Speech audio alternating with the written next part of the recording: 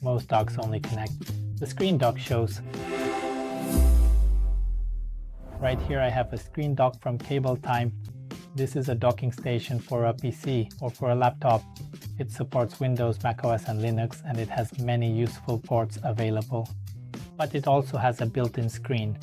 It can be used as a secondary screen for showing less important information.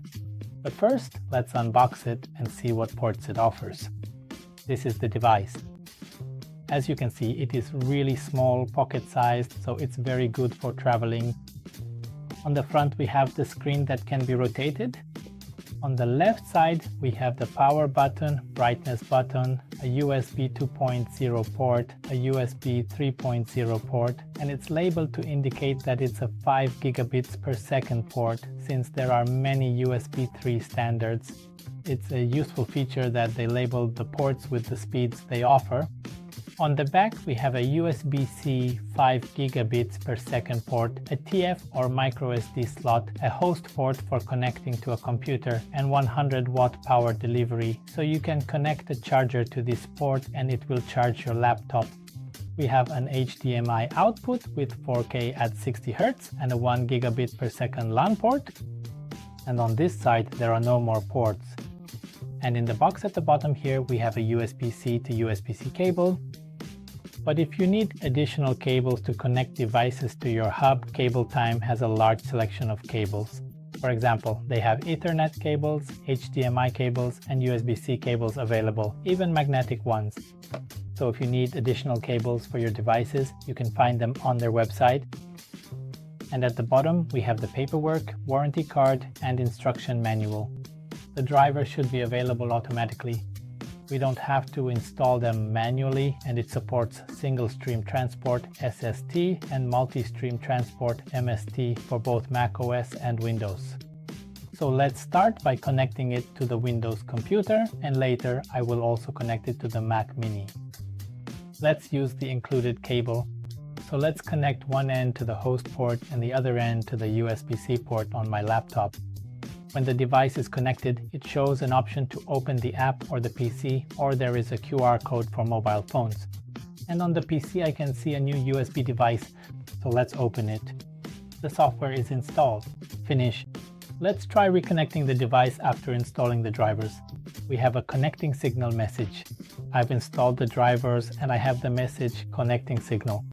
If you don't see the screen on the display after installing the drivers on Windows, try opening the folder where the drivers are installed and manually open usbdisplay.exe. And now I have my screen right here. I don't know if it matters whether you press install or cancel right here, but it is already working. And like this, we have an additional screen available. And this is just a screen, so it's a universal thing.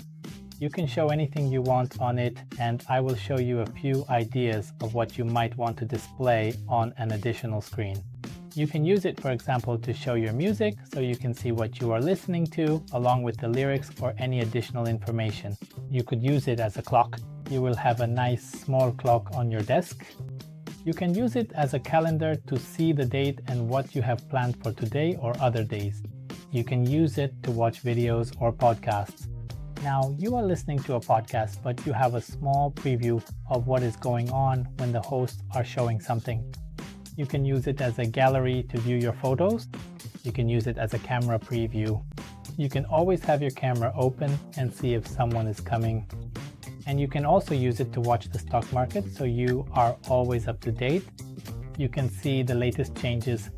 Or you can use AI to create your own app to have a dashboard with your own information.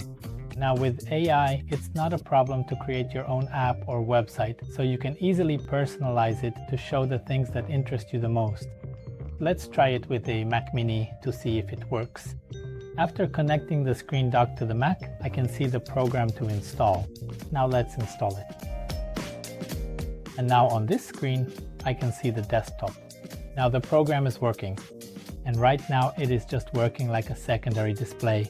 I can move the window to the left, and now it is showing on this mini screen. Let's check one more thing. It should be able to fast charge the laptop up to 100 watts using power delivery. So let's use this magnetic cable and let's try if charging works, because this is an important feature.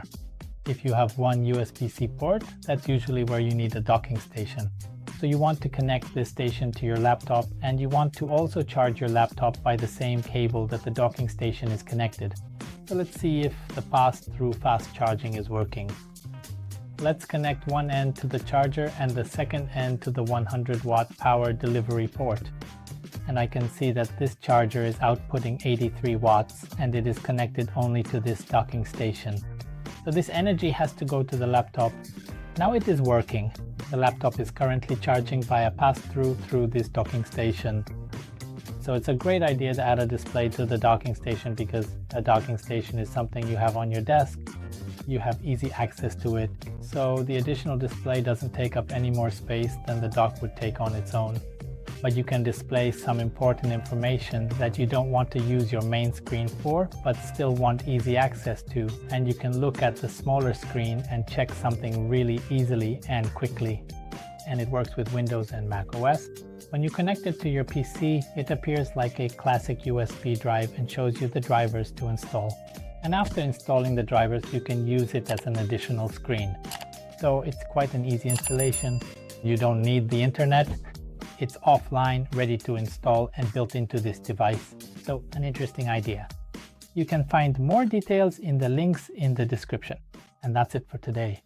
Like, subscribe, and be nice.